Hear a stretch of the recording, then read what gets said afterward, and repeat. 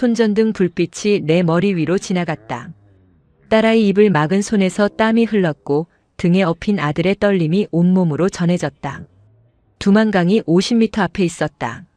나는 29, 평양체육단 출신이었다. 금메달을 목에 걸었던 순간보다 아이들을 데리고 국경을 향하던 그 밤이 더 떨렸다. 우리는 어떻게 되었을까요? 평양의 가다를 찾아주셔서 감사합니다. 지금도 많은 탈북자들은 자유를 향해 위험을 감수하고 있습니다. 이들의 이야기가 더 많은 사람에게 전해질 수 있도록 구독과 좋아요로 응원해 주세요. 그럼 이야기 시작합니다. 나는 평양체육단 소속 육상 선수였다. 28살 전국 체육대회에서 금메달을 3개 땄고 당에서 내려온 치아가 집까지 배달되었다. 아파트는 대동강변 12층 신축이었고 배급은 한 달에 2번 정확히 나왔으며 아이들은 타가소에서 붉은 넥타이를 두르고 노래를 불렀다. 모든 것이 완벽했고 모든 것이 감시되었다. 딸아이는 6살이었고 아들은 4살이었다. 아이들은 내가 훈련장에 나가는 새벽 5시에도 일어나 손을 흔들었고 저녁 8시에 돌아오면 문 앞에서 기다리고 있었다. 남편은 2015년 겨울 교통사고로 세상을 떠났다.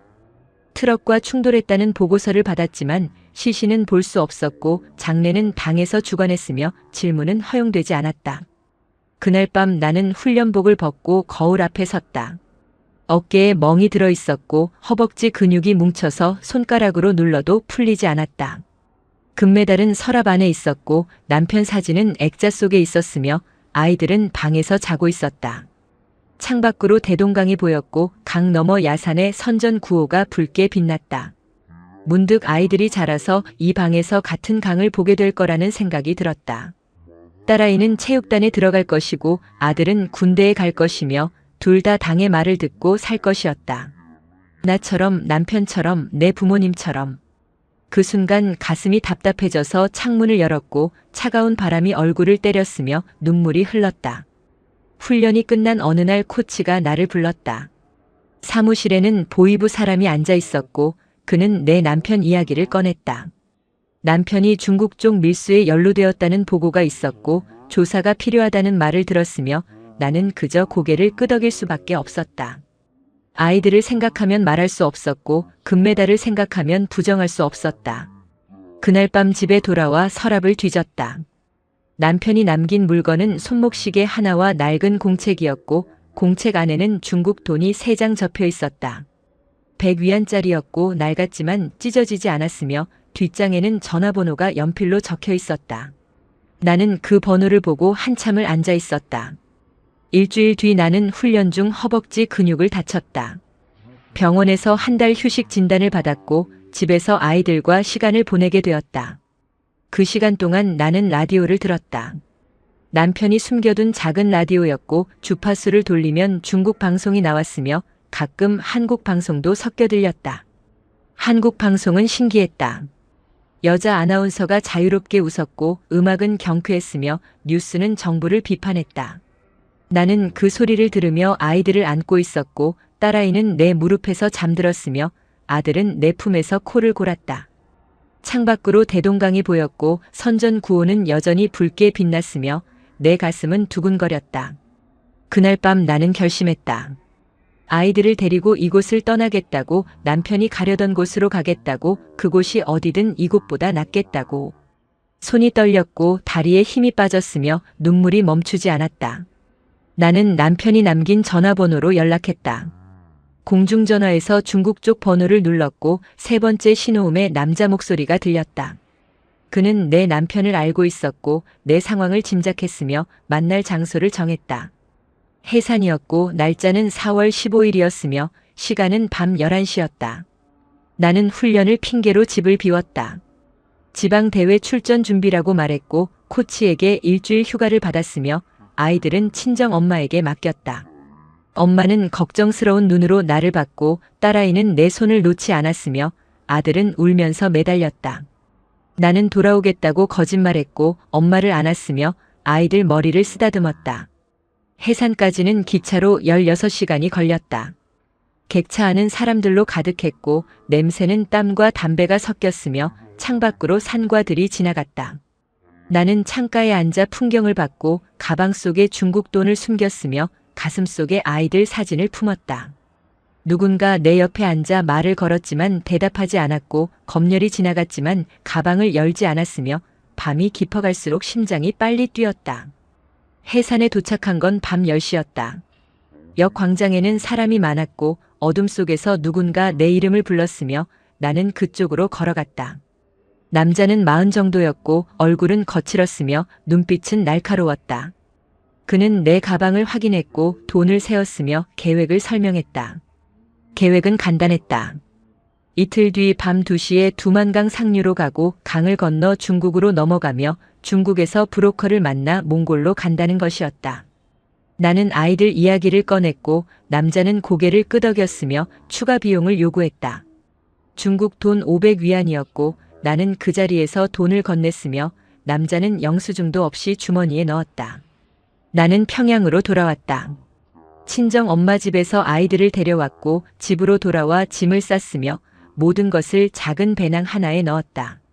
아이들 옷 2벌씩, 내 훈련복 1벌, 비상약, 물병, 그리고 남편 사진이었다. 딸아이는 무엇을 하냐고 물었고 나는 여행 간다고 대답했으며 아들은 그저 웃고 있었다.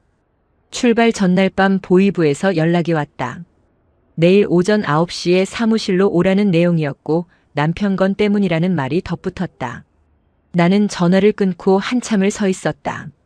창밖으로 대동강이 보였고 아이들은 방에서 자고 있었으며 시계는 밤 11시를 가리켰다. 나는 그 자리에서 결정했다. 내일 아침이 아니라 지금 떠나기로, 기차가 아니라 버스로 가기로, 해산이 아니라 회령으로 가기로. 가방을 들었고 아이들을 깨웠으며 문을 열고 나왔다. 복도는 어두웠고 계단은 삐걱거렸으며 밖으로 나오자 차가운 바람이 얼굴을 때렸다. 새벽 4시 버스를 탔다. 회령까지 20시간이 걸렸고 아이들은 내 무릎과 품에서 번갈아 잤으며 나는 한숨도 자지 못했다. 창밖으로 해가 떴다 지고 산이 지나가고 검문소가 나타났다 사라졌다. 검열관이 신분증을 확인할 때마다 손에서 땀이 났고 아이들이 깨어날 때마다 가슴이 철렁했으며 회령 표지판이 보였을 때 다리에 힘이 풀렸다. 회령에서 브로커에게 다시 연락했다. 그는 계획이 바뀐 것에 화를 냈지만 돈을 더 주겠다는 말에 동의했다. 만날 장소는 회령 외곽 폐가였고 시간은 밤 10시였으며 나는 아이들을 데리고 그곳으로 향했다. 어둠 속에서 폐가가 나타났고 문이 열렸으며 안에서 3사람이 기다리고 있었다.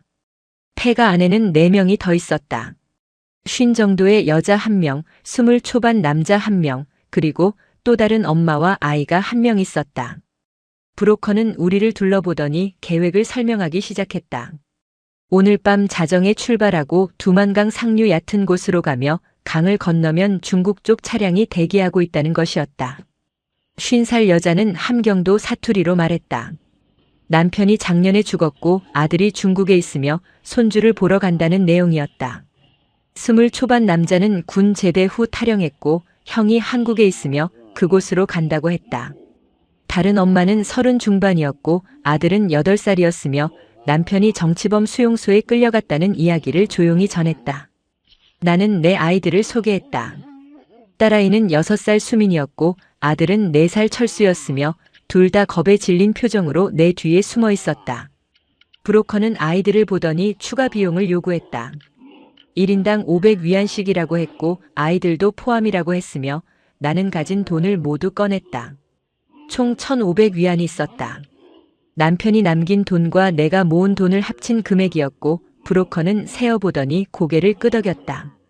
그는 중국 쪽에서 추가 비용이 들 거라고 경고했고 몽골까지 가려면 최소 3,000위안이 더 필요하다고 말했으면 돈이 없으면 중국에 팔린다고 덧붙였다. 나는 그 말을 듣고 아이들을 더 꽉 안았다. 밤 11시가 되었다. 브로커는 우리에게 검은 옷으로 갈아입으라고 했고 가방은 최소한으로 줄이라고 했으며 소리 내지 말고 따라오라고 지시했다. 나는 아이들 손을 잡았고 다른 엄마도 아들 손을 잡았으며 50살 여자와 젊은 남자는 각자 가방을 챙겼다. 폐가 문이 열렸고 밖은 칠흑같이 어두웠으며 차가운 바람이 옷 사이로 파고들었다. 우리는 줄지어 걷기 시작했다. 브로커가 앞장섰고 우리는 그 뒤를 따랐으며 발소리를 최대한 죽이며 이동했다. 산길이었고 가파랐으며 아이들은 중간중간 넘어졌다. 딸아이는 울먹였고 아들은 내 등에 엎였으며 나는 그 무게를 견디며 한 걸음씩 나아갔다. 산길은 끝없이 이어졌다. 1시간을 걸었고 2시간이 지났으며 시계를 볼 수 없어 시간 감각이 사라졌다. 브로커는 가끔 멈춰서 주변을 살폈고 우리는 그때마다 숨을 죽였으며 바람 소리와 나뭇가지 부러지는 소리에 온몸이 얼어붙었다. 아들은 내 등에서 잠들었고 딸아이는 손을 꽉 쥔 채 비틀거렸으며 나는 두 아이를 지탱하며 걸음을 옮겼다. 다른 엄마의 아들이 갑자기 기침을 했다. 작은 기침이었지만 고요한 산속에서는 크게 울렸고 브로커는 돌아서서 날카로운 눈빛을 보냈다. 그 엄마는 아들 입을 막았고 아이는 숨을 참으려 애썼으며 기침이 멈출 때까지 우리는 모두 얼어붙었다. 50살 여자는 손으로 십자가를 그었고 젊은 남자는 주먹을 쥐었으며 나는 딸아이 손을 더 세게 잡았다. 새벽 1시쯤 첫 번째 위기가 왔다. 저 아래 계곡에서 불빛이 보였고 차량 소리가 들렸으며 브로커는 우리를 땅에 엎드리게 했다. 순찰대였다. 지프 한 대가 산 아래 길을 지나갔고 확성기에서 경고 방송이 흘러나왔으며 헤드라이트 불빛이 산비탈을 훑쳤다. 나는 아이들을 품에 꽉 안았다. 땅은 축축했고 낙엽 냄새가 코를 찔렀으며 아들의 따뜻한 숨결이 내 목덜미에 닿았다. 딸아이는 떨고 있었고 나는 그 아이 귀에 대고 괜찮다고 속삭였으며 내 목소리마저 떨리는 것을 느꼈다. 지프가 지나갔고 소리가 멀어졌으며 브로커가 일어나라는 신호를 보냈다. 우리는 다시 걷기 시작했다. 다리가 후들거렸고 등에서 식은땀이 흘렀으며 아들의 몸무게가 점점 무거워졌다. 하지만 멈출 수 없었다. 뒤돌아갈 수도 없었고 평양으로 돌아간다는 것은 수용소를 의미했으며 아이들의 미래가 끝난다는 것을 의미했다. 새벽 2시 강물 소리가 들렸다. 멀리서 희미하게 들리던 소리가 점점 가까워졌고 브로커는 속도를 늦추며 손짓으로 조용히 하라고 신호했다. 두만강이었다. 어둠 속에서 강은 검은 띠처럼 흐르고 있었고 반대편에는 희미한 불빛이 보였으며 그곳이 중국이었다. 브로커는 우리를 갈대숲에 숨게 했다. 강까지는 50m 정도 남았고 건너편 중국 땅까지는 강폭을 감안하면 100m 정도였으며 물은 허리까지 차오를 거라고 설명했다. 우리는 순찰이 지나가기를 기다려야 했고 그 시간은 최소 30분이었으며 움직이면 죽는다는 경고를 들었다. 갈대숲은 차가웠다. 땅은 젖어 있었고 풀벌레 소리가 요란했으며 강물 냄새와 흙내가 섞여 코를 찔렀다. 나는 아이들을 양옆에 앉혔고 둘 다 떨고 있었으며 딸아이는 작은 목소리로 엄마라고 불렀다. 나는 손가락을 입술에 대고 조용히 하라는 신호를 보냈다. 그때 손전등 불빛이 나타났다. 강 상류 쪽에서 불빛 2개가 이쪽으로 움직이고 있었고 발자국 소리가 들렸으며 목소리가 희미하게 들려왔다. 순찰대였다. 브로커는 몸을 낮췄고 우리도 따라서 땅에 엎드렸으며 숨소리조차 죽였다. 순찰대가 가까워졌다. 20m, 15m, 10m. 손전등 불빛이 갈대숲을 훑었고 내 머리 위로 지나갔으며 딸아이가 작은 소리를 냈다. 나는 재빨리 손으로 아이 입을 막았고 그 순간 불빛이 우리 쪽으로 돌아왔으며 심장이 터질 것 같았다. 순찰대원이 멈춰섰다. 불빛이 갈대 위에서 머물렀고 발자국 소리가 가까워졌으며 누군가 무전기에 대고 말하는 소리가 들렸다. 나는 딸아이를 더 세게 안았고 아들은 내 등에서 잠들어 있었으며 다른 엄마도 아들을 꽉 껴안고 있었다. 50살 여자는 눈을 감고 입술을 움직이고 있었고 젊은 남자는 주먹을 쥔 채 얼어붙어 있었다. 10초가 지났다. 20초가 지났다. 그리고 순찰대원이 다시 걷기 시작했다. 불빛이 멀어졌고 발자국 소리가 희미해졌으며 우리는 여전히 움직이지 않았다. 브로커가 일어나라는 신호를 보낸 건 10분 뒤였다.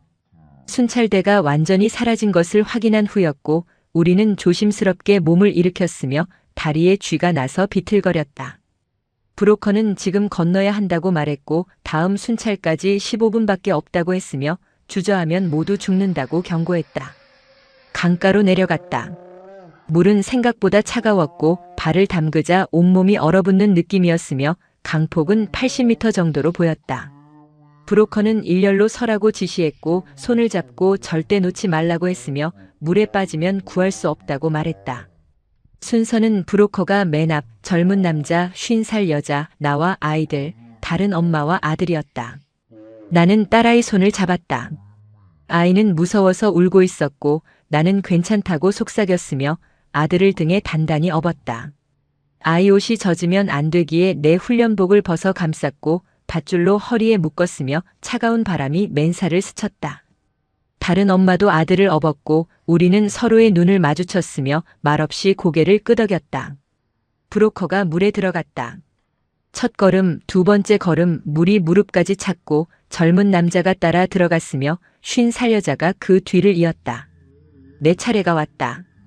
딸아이 손을 꽉 잡고 물에 발을 디뎠고 차가움이 발목을 타고 올라왔으며 숨이 막혔다. 물이 허벅지까지 차올랐다. 강바닥은 미끄러웠고 돌이 발에 걸렸으며 딸아이는 비명을 참으며 떨고 있었다.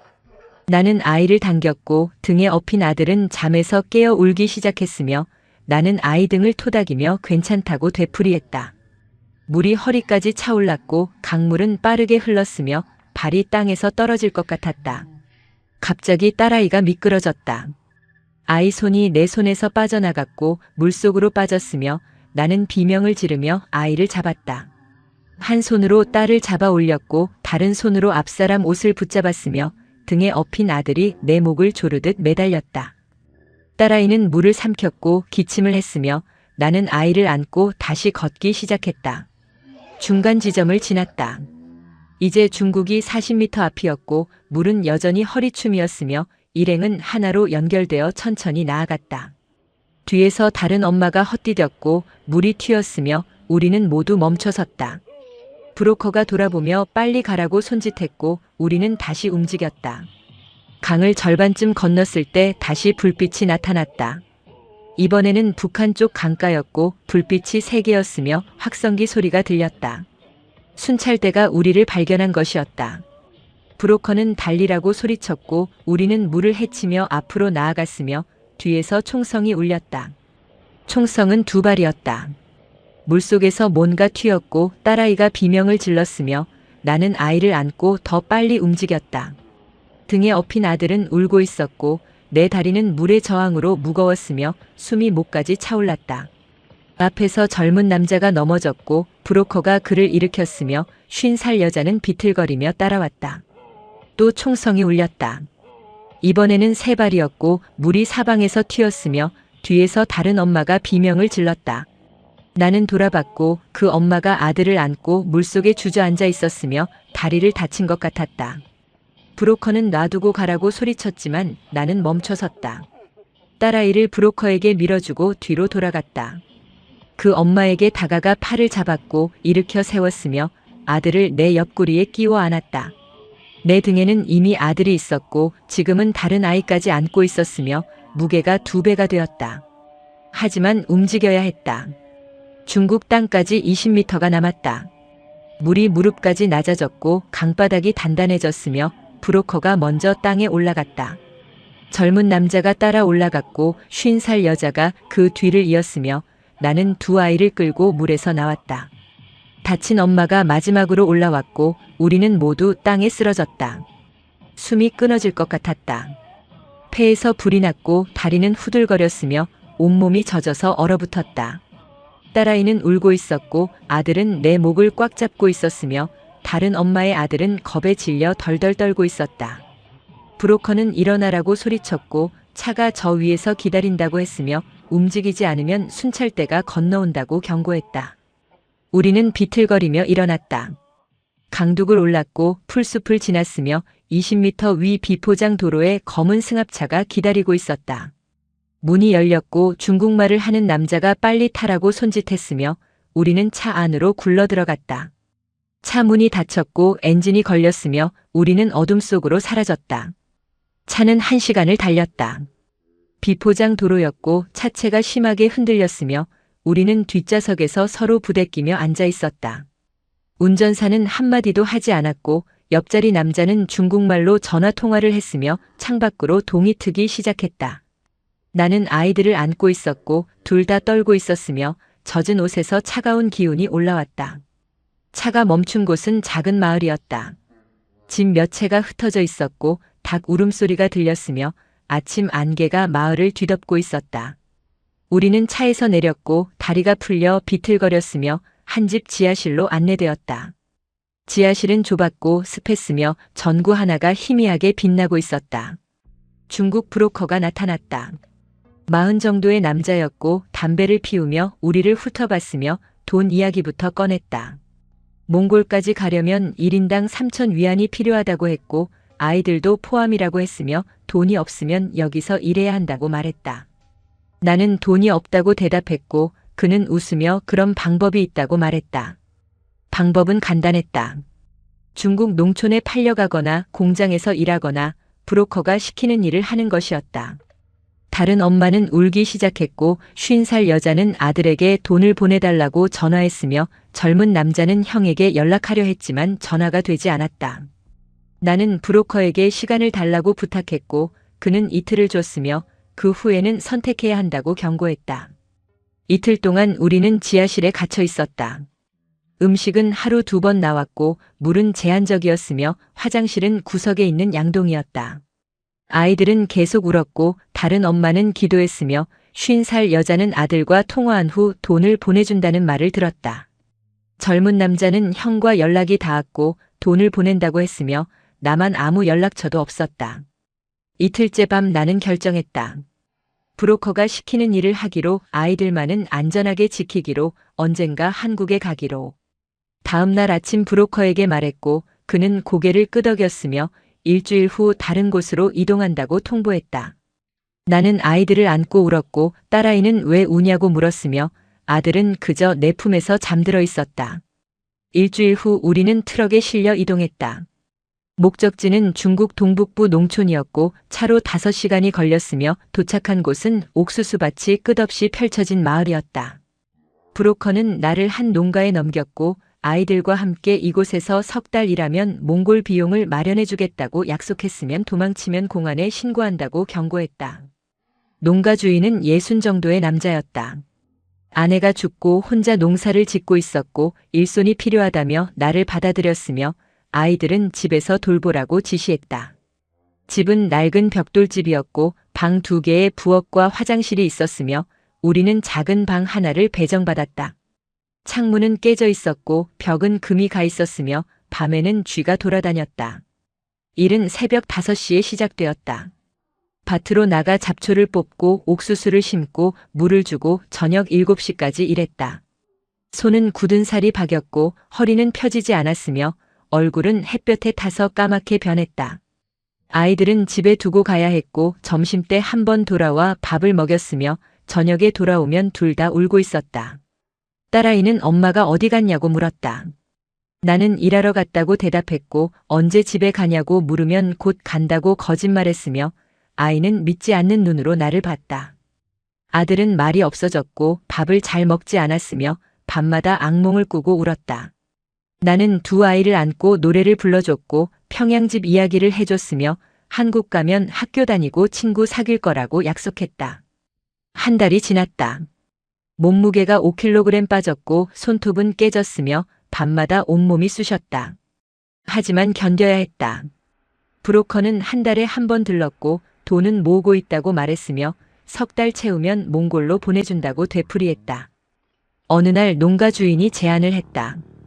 여기 남아서 계속 일하면 아이들 학교도 보내주고 집도 마련해주겠다고 했다. 나는 거절했고 그는 화를 냈으며 브로커에게 연락해서 다른 곳으로 보내버리겠다고 위협했다. 그날 밤 나는 아이들과 도망칠 계획을 세웠다. 브로커가 다시 나타난 건 이틀 후였다. 3달이 다 되어 간다며 곧 이동한다고 통보했고 다음 장소는 공장이라고 말했으며 아이들은 여기 남겨야 한다고 덧붙였다. 나는 거절했고 브로커는 선택권이 없다고 말했으며 아이들을 데려가면 몽골은 없다고 경고했다. 그날 밤 나는 결정했다. 농가 주인이 주는 월급은 300위안이었다. 3달 동안 900위안을 모았고 브로커 몰래 숨겨뒀으며 이 돈으로 어떻게든 움직이기로 했다. 몽골로 가는 루트를 알아야 했고 다른 브로커를 찾아야 했으며 공안을 피해 이동해야 했다. 불가능해 보였지만 선택의 여지가 없었다. 다음 날 밭에서 일하던 중 같은 처지의 여자를 만났다. 옆 농가에서 일하는 30 초반 여자였고 역시 탈북자였으며 석 달째 여기 있다고 했다. 그녀는 몽골 가는 브로커를 안다고 귀띔했고 전화번호를 줬으며 조심하라고 당부했다. 나는 그날 저녁 공중전화로 그 번호에 연락했다. 브로커는 여자였다.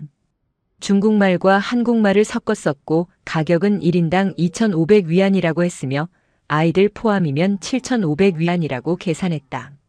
나는 900위안밖에 없다고 말했고 그녀는 잠시 침묵하더니 방법이 있다고 말했다. 중간에 다른 일을 해서 돈을 더 모으거나 한국 도착 후 갚는 조건으로 출발하거나 둘 중 하나를 선택하라고 했다. 나는 후부를 선택했다.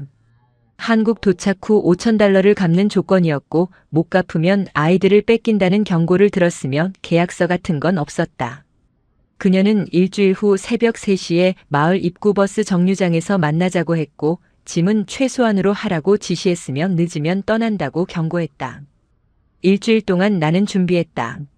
농가 주인 몰래 옷과 음식을 챙겼고 아이들에게 여행 간다고 말했으며 딸아이는 설레하고 아들은 불안해했다. 브로커에게는 계속 순순히 따르는 척했고 농가 주인에게는 아이들이 아프다며 의사에게 데려간다고 거짓말했다. 마지막 날 밤 나는 아이들을 재웠고 가방을 챙겼으며 새벽 2시에 몰래 집을 나왔다. 마을은 고요했다. 개 짖는 소리만 가끔 들렸고 집집마다 불이 꺼져 있었으며 차가운 바람이 옷 사이로 파고들었다. 나는 아들을 등에 업었고 딸아이 손을 잡았으며 정류장까지 1km를 걸어야 했다.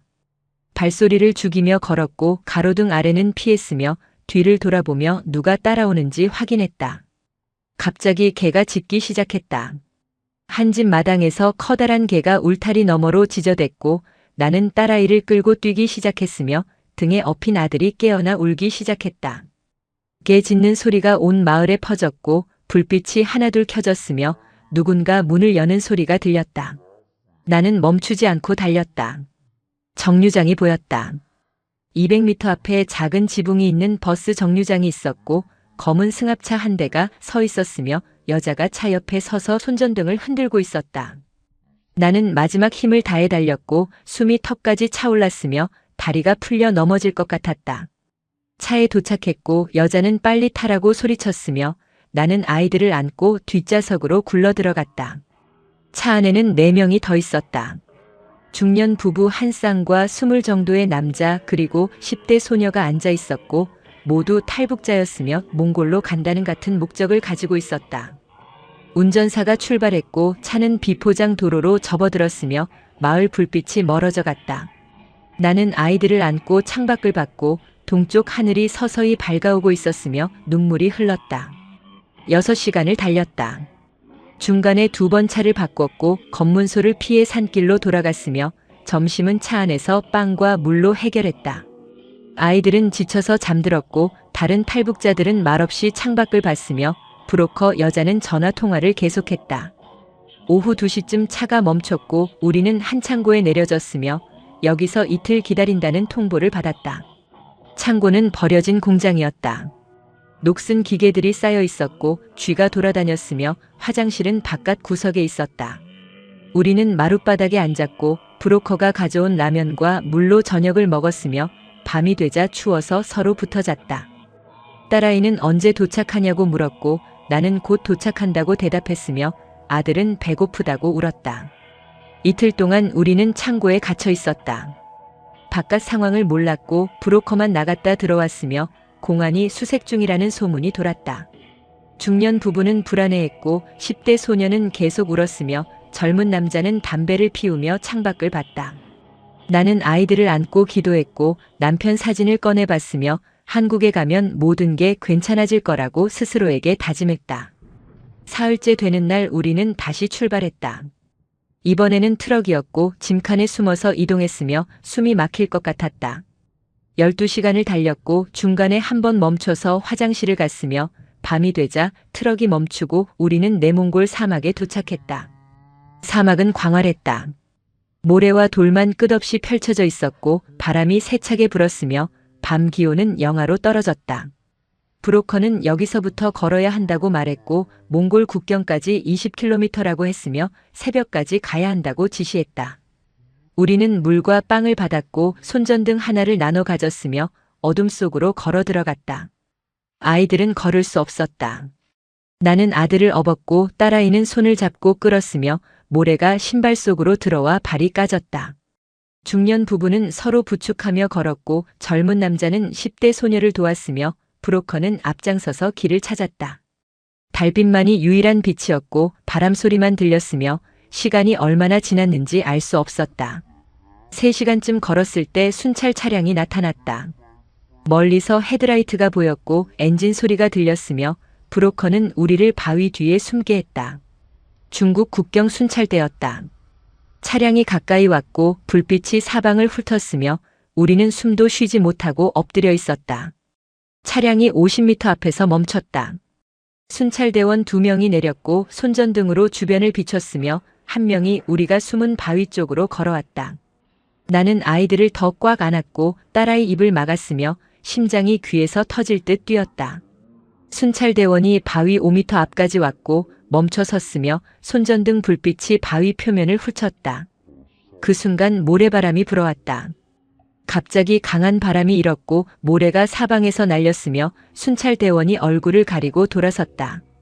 그들은 차로 돌아갔고 차량이 멀어졌으며 브로커는 10분을 더 기다린 후 출발 신호를 보냈다.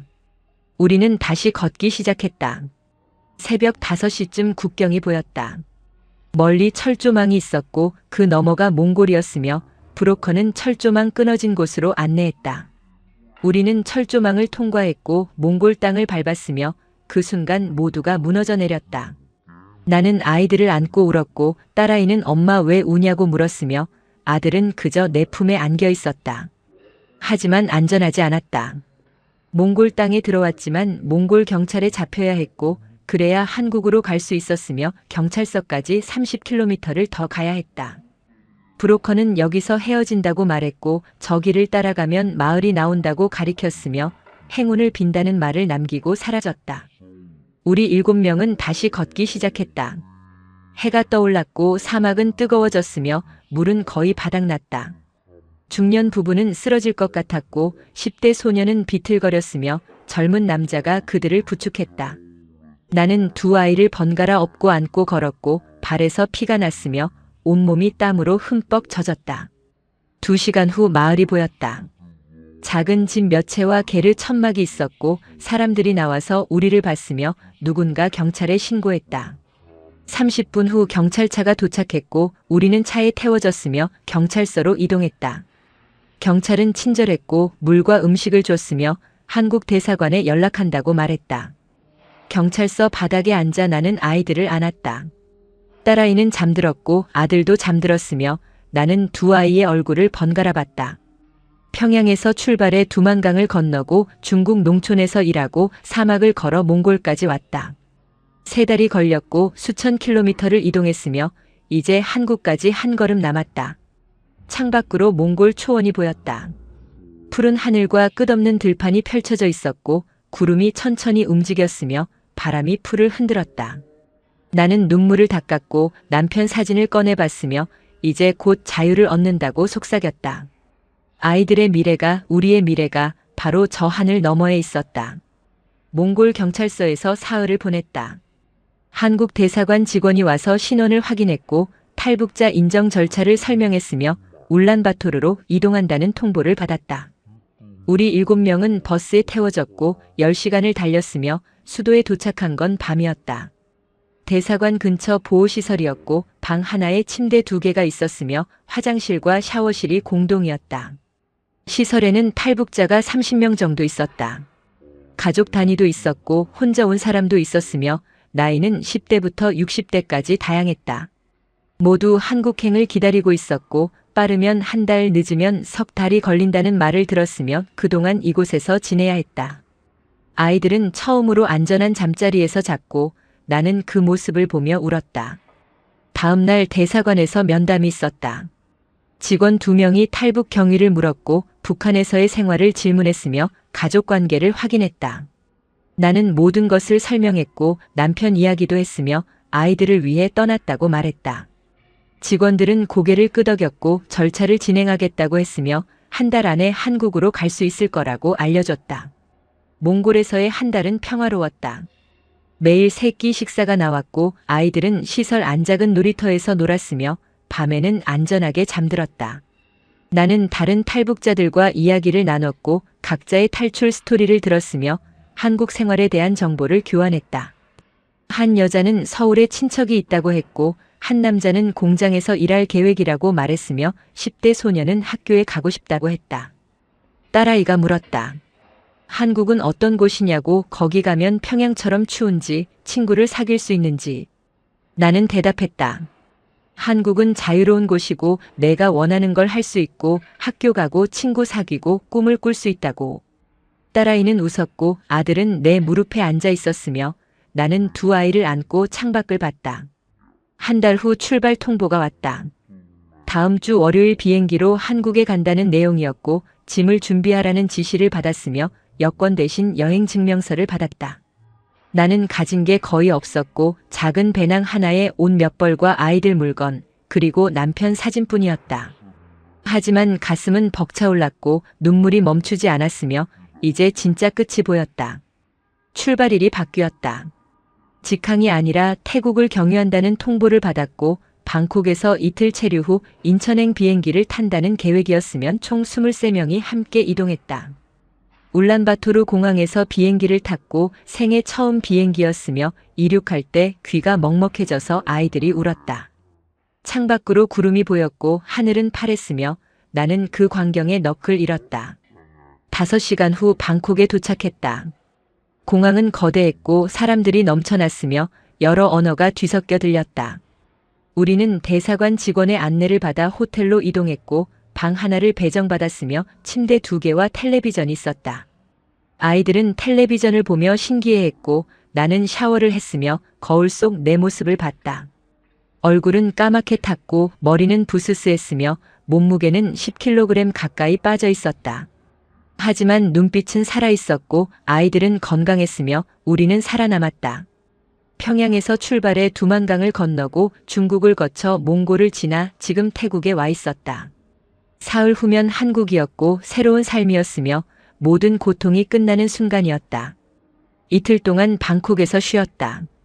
호텔 근처 식당에서 밥을 먹었고 아이들과 함께 공원을 산책했으며 처음으로 평화로운 시간을 보냈다. 딸아이는 꽃을 꺾어 내게 줬고 아들은 비둘기를 쫓아다녔으며 나는 벤치에 앉아 그 모습을 봤다. 다른 탈북자들도 각자 시간을 보냈고 어떤 이는 쇼핑을 하고 어떤 이는 사진을 찍었으며 모두의 얼굴에 희망이 번져 있었다. 출발 전날 밤 짐을 챙겼다. 가진 게 없어서 금방 끝났고 남편 사진을 가방 제일 위에 넣었으며 아이들에게 내일 한국 간다고 말했다. 딸아이는 환호했고 아들은 고개를 끄덕였으며 나는 두 아이를 안고 기도했다.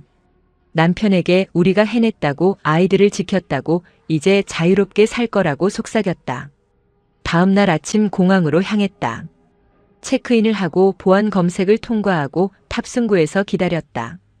인천행 K658편이었고 출발 시각은 오전 11시였으며 비행 시간은 6시간이었다.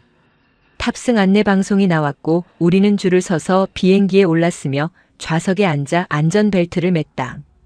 비행기가 이륙했다. 방콕이 작아지고 구름 속으로 들어갔으며 기내 안내 방송이 한국어로 흘러나왔다. 나는 그 소리를 들으며 울었고 딸아이가 왜 우냐고 물었으며 나는 기쁘다고 대답했다.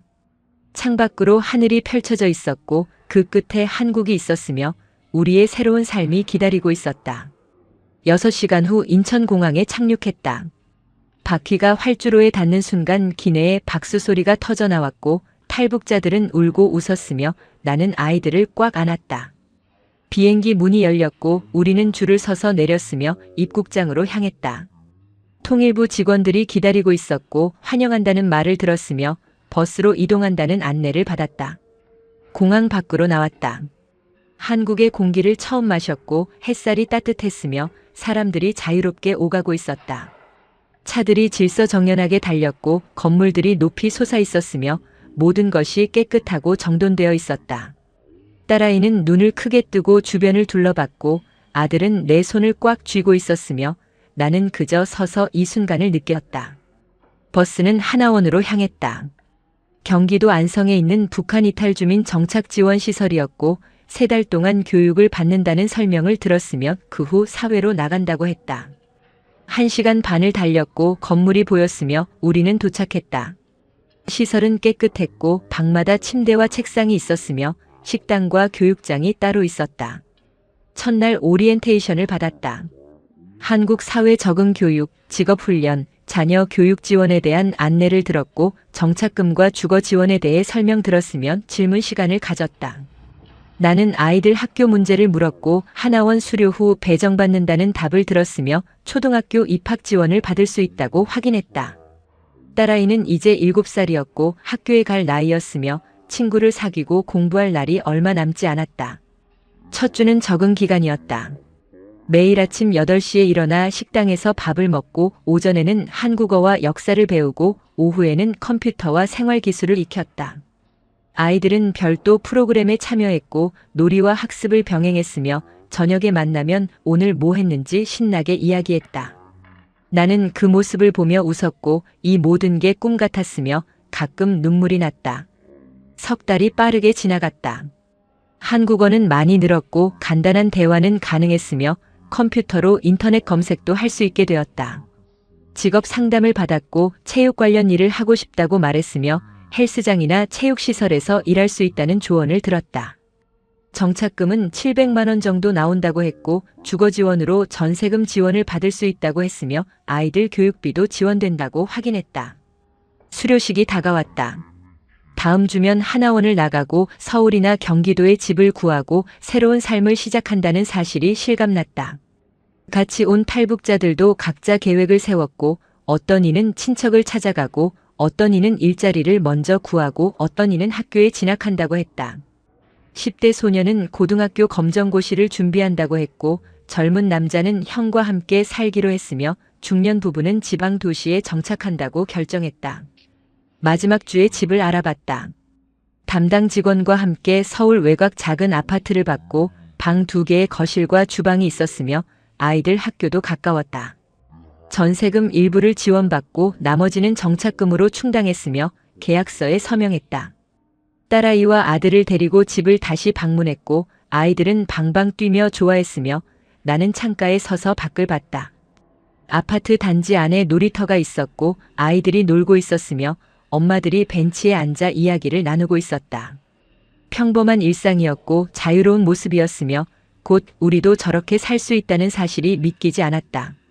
남편 사진을 가방에서 꺼냈고 사진 속 그의 얼굴을 봤으며 우리 해냈다고 속삭였다.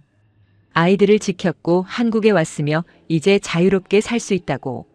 수료식 날 우리는 수료증을 받았다.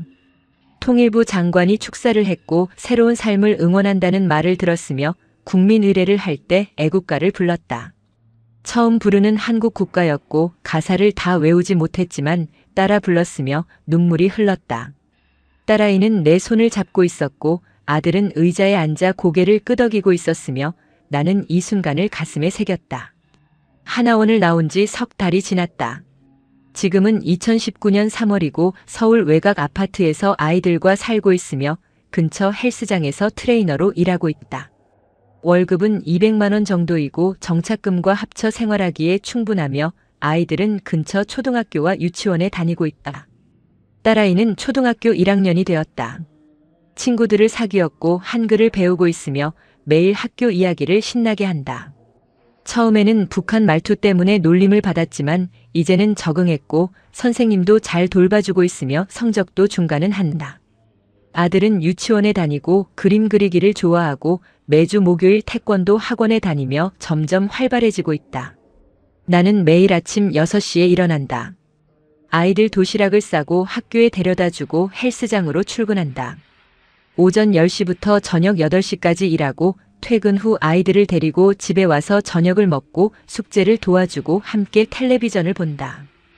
평범한 일상이지만 이 평범함이 기적 같고 매일 밤 잠들기 전 감사하다는 생각을 한다. 가끔 북한 생각이 난다. 평양 아파트, 대동강, 훈련장, 그리고 남편. 친정 엄마는 어떻게 지내는지, 내가 떠난 후 어떤 일을 겪었는지, 다시 만날 수 있을지. 하지만 돌아갈 수는 없고 여기서 살아야 하며 아이들의 미래를 위해 앞으로 나아가야 한다. 지난주 하나원 동기들과 만났다. 10대 소녀는 고등학교에 입학했고 젊은 남자는 형과 함께 식당 일을 하고 있으며 중년 부부는 지방에서 작은 가게를 열었다고 했다. 모두 적응하며 살고 있었고 힘들지만 견디고 있었으며 서로를 응원했다. 우리는 1년에 한 번씩 만나기로 약속했고 서로 연락하며 지내기로 했으며 헤어질 때 포옹했다. 오늘 저녁 아이들과 함께 한강공원에 갔다. 딸아이는 자전거를 타고 아들은 공을 차고 나는 벤치에 앉아 석양을 봤다. 강물이 붉게 물들었고 사람들이 자유롭게 웃고 떠들었으며 이곳이 내 집이라는 생각이 들었다. 남편 사진을 핸드폰에 저장해 두었고 가끔 꺼내보며 우리가 해냈다고 말한다. 두만강을 건넜고 중국을 지나고 몽골을 거쳐 태국을 경유해 한국에 왔다. 세 식구가 함께 살아남았고 자유를 얻었으며 새로운 삶을 시작했다. 아직 힘든 날도 있고 외로운 밤도 있지만 아이들의 웃음소리가 모든 걸 이겨낼 힘을 준다. 나는 엄마이고 탈북자이고 생존자이며 이제 자유인이다. 평양에서 인천까지 1200km. 두만강 횡단, 중국 농촌 노동, 내몽골 사막 도보, 몽골 경유, 태국 체류. 2018년 4월부터 9월까지 5달의 여정. 세 식구는 살아남았다.